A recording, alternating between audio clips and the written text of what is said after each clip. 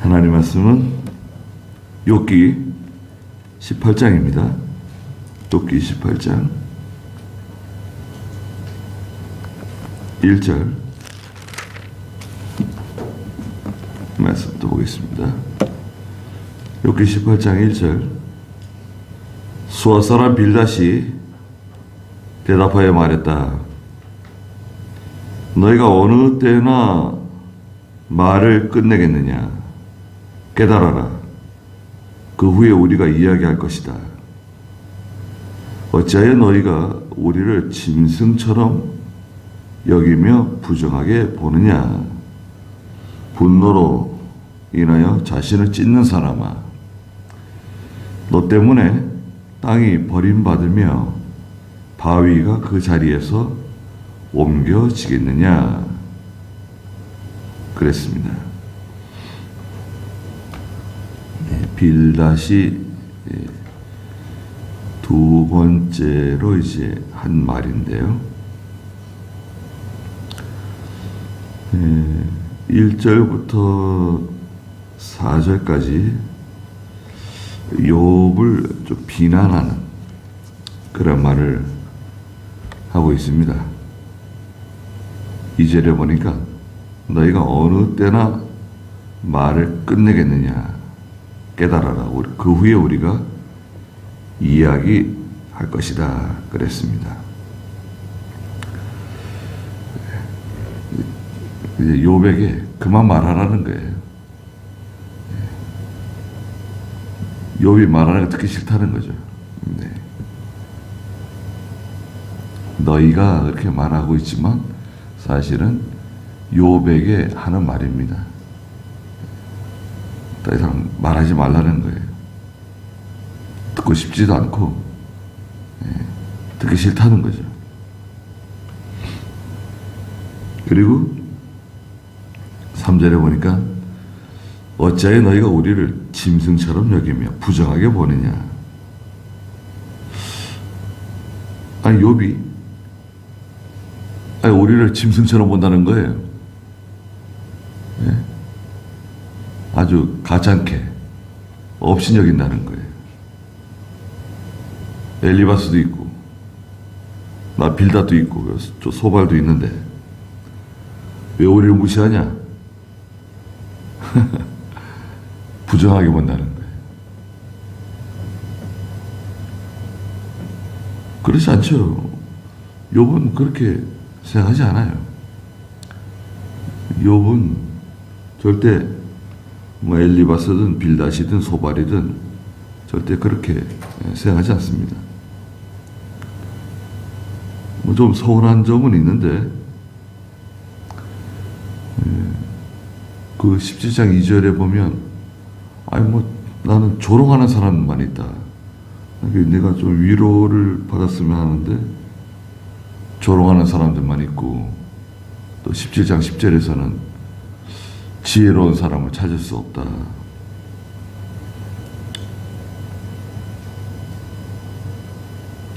그리고 또 뭐라고 그랬냐면 4절에 분노로 인하여 자신을 찢는 사람아, 아니 너 때문에 땅이 버림받으며 바위가 그 자리에서 옮겨지겠느냐? 분노로 자기 자신을 찢는 사람이라는 거예요, 욥이. 분노한다는 거죠. 겉으로 드러나진 않지만 속에 분노가 있다. 그 분노로 인해서 말하자면 병난 거다. 우리 같으면 화병이네요, 화병. 그 맡은 재산이 다 한꺼번에 없어졌죠. 화병 날만 하네요. 자녀들이 한꺼번에 다 죽었죠. 아내는 자기를 저주하고 배반하고, 그 속에 분노가 차가지고 분노가 그냥 몸에 병 만들었다는 거예요. 글쎄요. 분노가 속에 있으면 몸에 병 날 수도 있죠. 우리는 화병이라 그러잖아요. 남편 때문에 병나는 아내가 있고, 자식 때문에 병나는 어머니도 있고, 보증서 가지고 재산을 잃어버리면 또 화병이 생겨가지고 또 병나시는 분도 계시고. 근데 욥이 분노로 자기를 찢는가요? 그렇지 않죠. 네. 오해입니다. 오해. 이 빌닷이 욥을 바라보는 그 관점, 더 이상 그 욥이 하는 말 듣기 싫다. 아니 그냥 지겹다. 또 왜 우리를 업신여기냐, 왜 짐승 취급하고 왜 우리를 부정하게 보느냐, 그런 적 없다 이거죠. 그리고 욥이 뭐 자기 속에서 그 분노, 속에 있는 분노가 몸에 병을 만들고 스스로 고통을 준다. 그것도 맞지 않는 말입니다. 그러면서 악인이 받는 벌에 대해서 말했어요. 악인은 이런 벌을 받는다. 쭉 나열했는데요. 20가지나 돼요. 다 맞는 말입니다, 이거. 그런데 이제 욥을 빗대어서 지금 하는 말인데, 맞는 말이긴 하지만 적용은 잘못된 거다. 첫째는 5절에 보니까 결국 악인의 빛은 꺼지게 마련이며 그의 불꽃은 빛을 내지 못할 것이다. 악인의 그 빛이 있는데 잠깐 보이다가 꺼진다는 거예요. 그리고 그 불꽃은 빛을 내지 못하게 된다. 잠깐 보였는데 금방 꺼진다는 거예요. 오래 못 간다는 거예요. 힘이 없어요. 악인의 빛은 힘이 없습니다. 왜냐하면 온통 어둠인데, 네? 사방 천지가 다 어둠인데 악인의 세계는 그 잠깐 불꽃이 일어나다가도 그만 그 어둠에 삼켜버리는 거예요. 그리고 6절에는 빛이 그의 장막 안에서 어두워질 것이며 위에 있는 등잔이 꺼질 것이다. 그 악인이 있는 그 장막, 처소, 집, 가정 어두워진다는 거예요. 위에 있는 등잔이 꺼질 것이다. 등잔을 이제 위에다 놓잖아요. 예전에 우리 뭐 시골에 그 등잔, 방 안에서는 그 등잔대가 있잖아요. 등잔대 위에다 등잔을 얹어놓고, 또 집안에 높은 데다가 놓아야지 집안 전체를 이렇게 비치잖아요. 그런데 꺼진다는 거예요. 집안이 캄캄하고 집이 좀 환해야 돼요. 전기 아낀다고 어둡게 지내시는 분도 계시죠. 그러시면 안 됩니다. 네. 요즘 전구, 뭐 LED 같은 거 많고, 요즘 전구들은 이렇게 전기 많이 안 먹어요. 네. 그러니까 환하게 지내셔야 됩니다. 네. 집안이 어두우면요, 건강에 안 좋아요. 특히 눈, 시력이 빨리 상합니다. 집안이 어두우면. 어두컴컴하잖아요. 시력이 안 좋아져요. 그리고 마음도 어두워질 수 있어요. 어두컴컴하게. 예전에 이제 어른들은 불을 꺼야 된다는 거 아니에요. 전기를 꺼야 된다. 필요할 때는 집안이 환해야 돼요. 그래야지 뭐 깨끗하게 청소도 하고 이러는 거지. 집안이 어둠침침하고 캄캄하고 그러면 안 됩니다. 근데 악인의 장막은 어둡다는 거예요. 7절에 그의 힘찬 발걸음이 지치게 되며 제껴에 스스로 넘어지게 될 것이다. 세 번째는 발걸음이 힘찼는데 힘차게 뭘 시작했는데 곧 지쳐요. 어떤 그 동력이 부족해요. 힘이 떨어지는 거예요. 자동차에 기름 떨어지는 것처럼 얼마 못 가서 꺼지는 거예요. 지치는 거예요. 그리고 네 번째는 제 꾀에 스스로 넘어진다는 거예요. 자기 꾀에 스스로 걸려 넘어지는 거예요. 이 꾀는 악한 꾀죠. 다른 사람을 걸려 넘어지게 하려고 그랬는데 자기가 거기 넘어지는 거예요. 걸리는 겁니다. 그리고 8절에는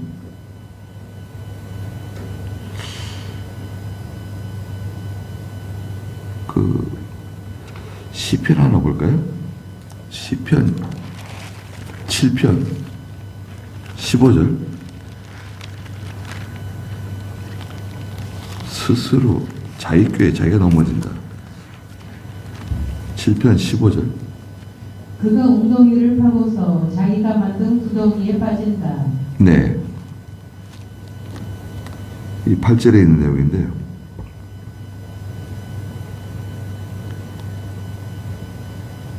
다섯 번째죠.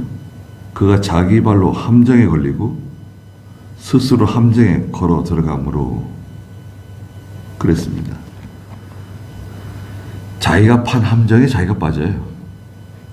구덩이 팠는데 그 구덩이에 자기가 빠진다는 거 아니에요? 시편 7편 15절에 다른 사람에게 그 함정이나 파고 구덩이나 만들고 빠지게 만들고 상처 입게 만들고 손해보게 만들고 구덩이 파면 안 됩니다. 이 구덩이 파는 사람들은요 구덩이 많이 파요. 저것도 함정에 집어넣어야 되고 저 사람도 함정에 집어넣어야 되고 구덩이를 많이 파놓습니다. 그러니까 이게 시간이 지나면 잊어버리는 거예요. 자기가 파는 함정을. 함정을 하나만 파면 되는데 하나만 파는 게 아니에요. 이 사람도 집어넣어야 되고 저 사람도 집어넣어야 되고 함정을 많이 파거든요.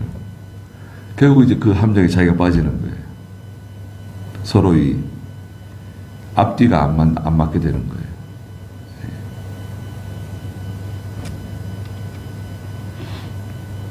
그리고 9절에 보니까 여섯 번째 덫이 그 발꿈치를 붙잡고 올무가 그를 올가맬 것이다.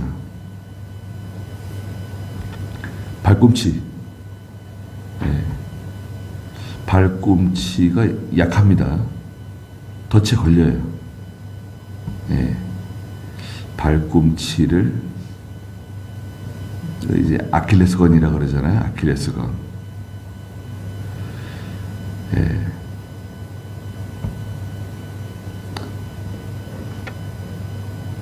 덫에 걸리게 돼 있어요. 올무가 그를 올가맬 것이다. 탁 올무에 딱 걸리면요, 그냥 꽉 조이는 거죠. 못 빠져나가요.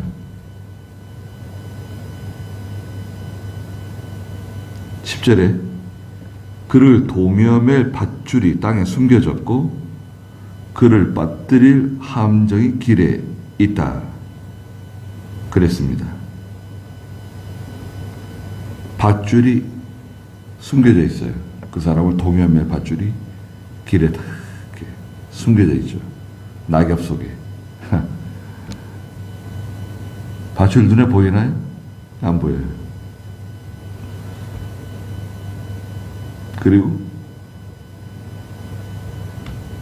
그를 빠뜨릴 함정, 함정이 딱 준비되어 있다는 거죠. 그를 빠뜨릴 함정이다. 그러니까요, 11절에 공포가 사방에서 그를 두렵게 하고 그의 발걸음을 뒤따를 것이다. 공포와 두려움이 사방에서부터 그 사람에게 찾아온다는 거예요. 공포와 두려움.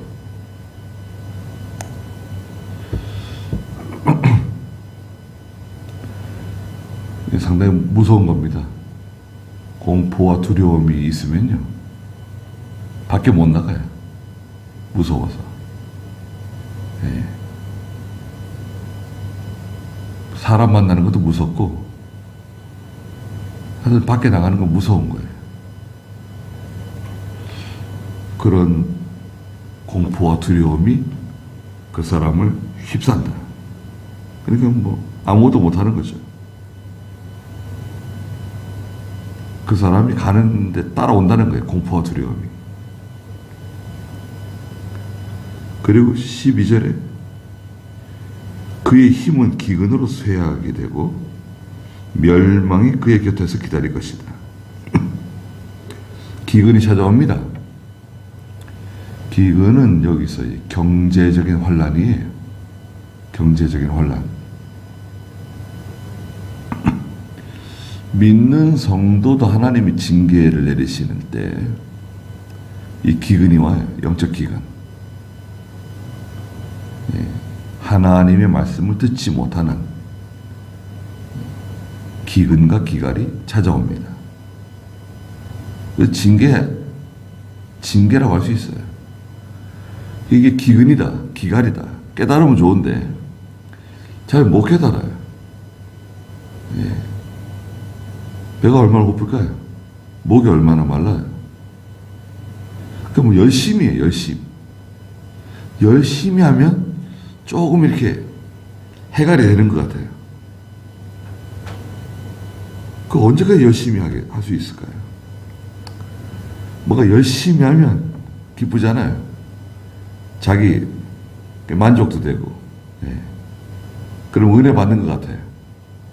하나님 은혜 주시는 것 같아요. 그건 가짜예요. 사실이 아닙니다. 네. 하나님이 주시는 은혜는 순수해요. 순수한 은혜가 내려오기 때문에 그것은 내가 뭘 행함으로 받는 게 아니거든요. 하나님, 제가 이만큼 했으니까 이만큼의 은혜를 주세요. 배부르게 해주세요. 목을 시원하게 해주세요. 그런 게 아니에요. 하나님의 은혜는 거저 주시는 거잖아요. 내가 뭘 열심히 했다. 내가 이만큼 희생했으니까 하나님 이렇게 해주세요. 그게 뭐예요? 그건 거래죠, 거래. 하나님은 거래 안 하세요. 하나님께서 우리에게 주시는 것은 순수한 거예요. 순수한 은혜. 순수한 은총을 내려주시는 거예요. 그러니까 이제 사람들이 뭔가 열심히 해서 뭔가 희생을 해서 하나님께로부터 받겠다. 그거는 잘못된 거죠. 그건 거래예요, 거래. 기술이에요, 기술. 하나님께서 왜 인간의 그 거래의 기술에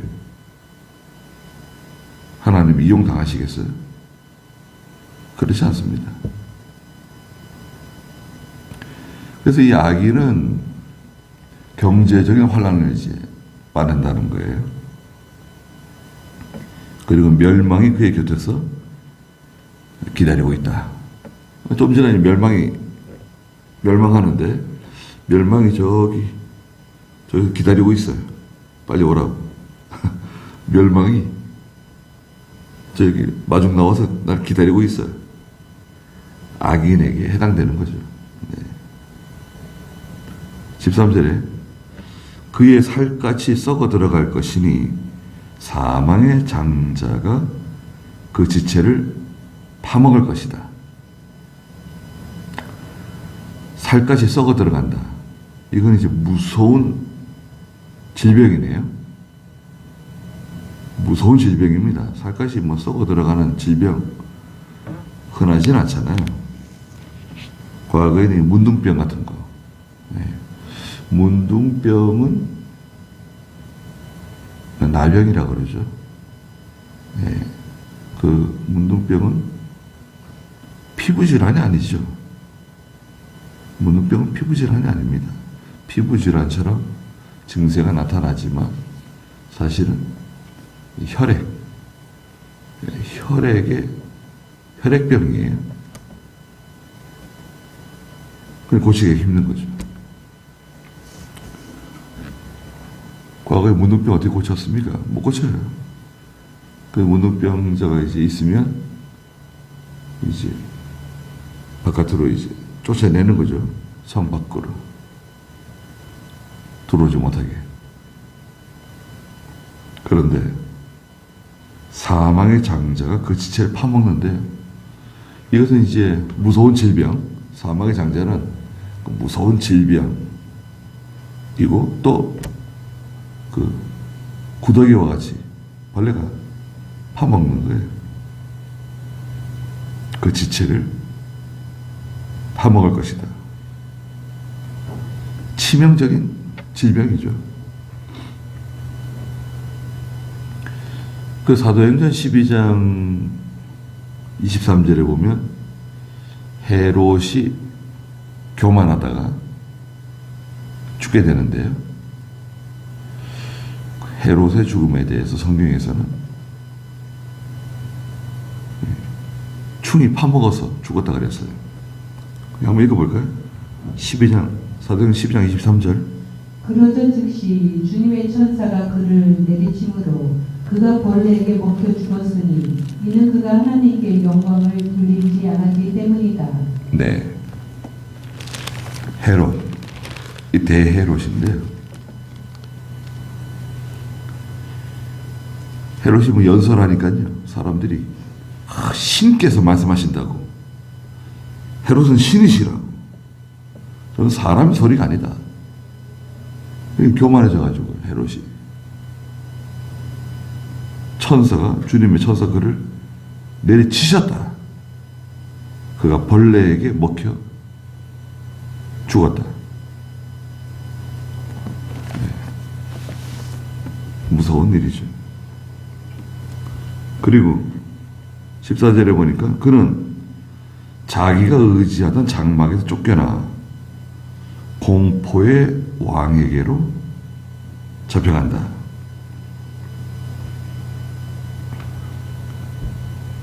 그 장막을 의지하고 살았는데요. 의지하는 장막, 자기 집, 가족, 사업체, 그만 다 장막이에요. 조그마한 집이라도요. 그죠? 집이 있는 거하고 없는 거하고 얼마나 차이가 있습니까? 집이 없으면 바깥에 자야 되는데 추위에 떨어야 되고 비 오면 비 맞고 눈 오면 얼마나 비참합니까? 근데 조그마한 집이라도요. 가족들이 모여가지고 옹기종기 살고 그 집이 얼마나 참 고맙습니까? 그 사람은 집을 의지합니다. 의식주라 그래, 의식주. 집이 얼마나 중요합니까? 그런데 그 의지하고 살았는데 쫓겨난다는 거예요. 그 집을 못 살게 돼요. 이거를 하나님께서 전쟁도 마치 전쟁 같은 거. 전쟁도 그 집을 못 살죠. 다 피난 가고 뭐. 그런데 그 집을 어떻게 삽니까?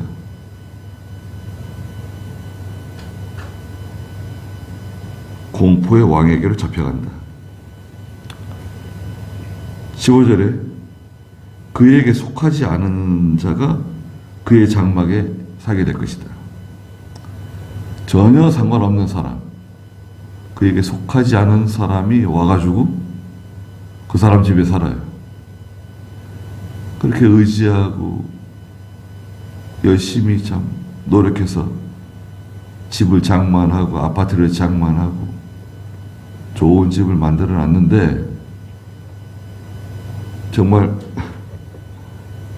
저 사투리로 말하면 정말 엄한 사람이 와서 사는 겁니다. 가슴 아픈 일이죠. 고생 많이 했는데 그 집을 의지하면 안 돼요. 집 의지하면 안 됩니다.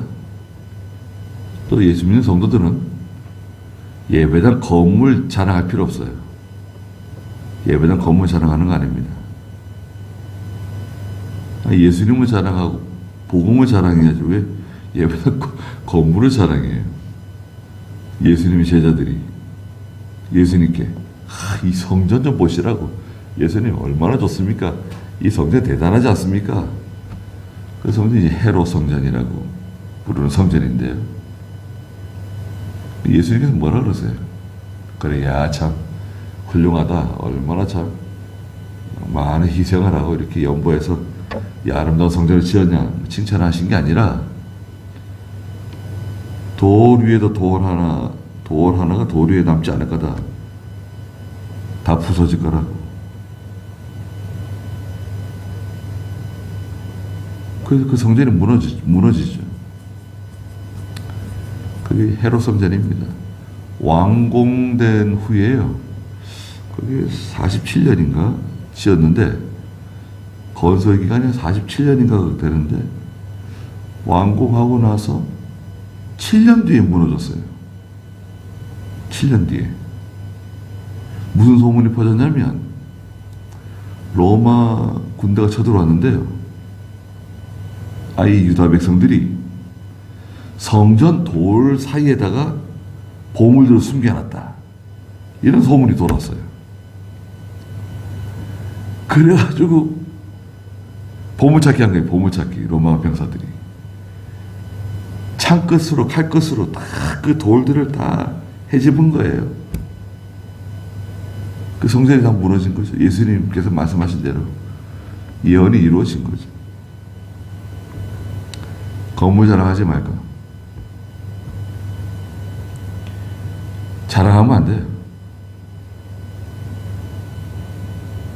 그냥 우리가 하나님께 이용당한 거지. 근데 너무 그 비용을 많이 들여서 예배당 하면 안 돼요. 그 비용을 많이 들이게 되면 자랑하게 돼요. 이 건물 돈 얼마 들었다. 설계는 어디서 했다. 이 조명은 어디 거고, 음향은 어디 거고, 자꾸 자랑을 하게 돼요. 아니, 그래서 예수님 자랑해야 되는데, 복음을 자랑해야 되는데, 건물 자꾸 자랑하게 되고, 그러다 보면, 하나님이 싫어할 수 있어요. 그리고, 15절 마지막에 보니까요. 그의 거처에 유황이 뿌려진다는 거예요. 유황은 불 붙는 거예요. 무서운 불, 꺼지지 않는 불. 유황이 뿌려진다. 달아나야 되죠. 16절에는 아래에서는 그의 뿌리가 마르며 위에서는 그의 가지가 시들게 될 것이다. 뿌리가 마르니까 가지가 시드는 건 당연한 건데요. 이것은 저 밑바닥 근본부터 이게 일이 틀어지는 거예요. 단초가 잘못된 거예요, 벌써. 그러니까 이제 일 다 끝난 다음에 이제 무너지는 거예요. 공사 다 끝난 다음에 사고 나고. 야, 이제 됐다. 생각하고 있는데 일이 터지는 거죠. 그래서 이제 뿌리부터 썩고 뿌리부터 마른 거예요. 그 결국 이제 저 위에 가지도 다 마르게 되고 꺾여지는 겁니다. 17절에 그에 대한 기억이 땅에서 사라질 것이다. 그 악인에 대한 기억, 이름을 기억해 주는 사람이 없다.